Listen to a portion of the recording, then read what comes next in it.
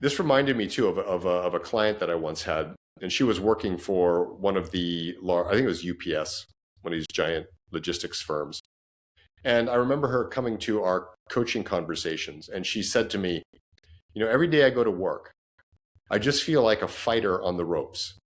Like every day, it's just barely enough in me to take the blows, to get off the ropes and go sit down in the corner and rest for a little bit. Because the next day I got to get up.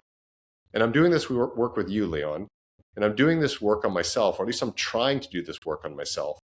But in reality is, every time I get to work, I'm just beaten again by the system, by the people, by the demands, by the expectations. And she was exhausted. And you could hear it. She was utterly exhausted in that. So the work that I was doing with her wasn't about how to make your workplace different, because ultimately she felt she had no power over that. And that's what happens is many people start to feel like they don't really have the power to impact their environment at work. It is what it is. The culture is what it is. The way people engage with each other is I'm not, there's nothing I can do. Now, I'm not saying that that's totally true, right? It's still a belief that people carry. But our work in that moment wasn't to just shift that and say, no, there are things you can do, because that's not the work.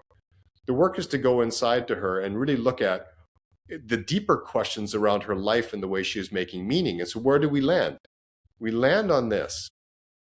I'm only in this job because I am very, very frightened of what will happen to finances in my home if I walk away. Ah, okay. That's a whole different conversation, because now we're starting to work on the ego patterns, the patterns of fear.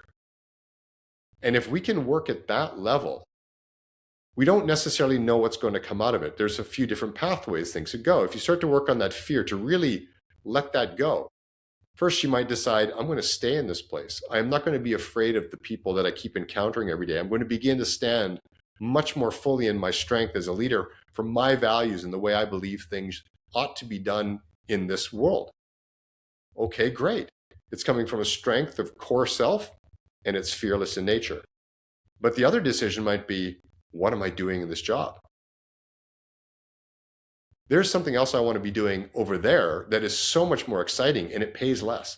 But it makes my heart sing to think about me doing it.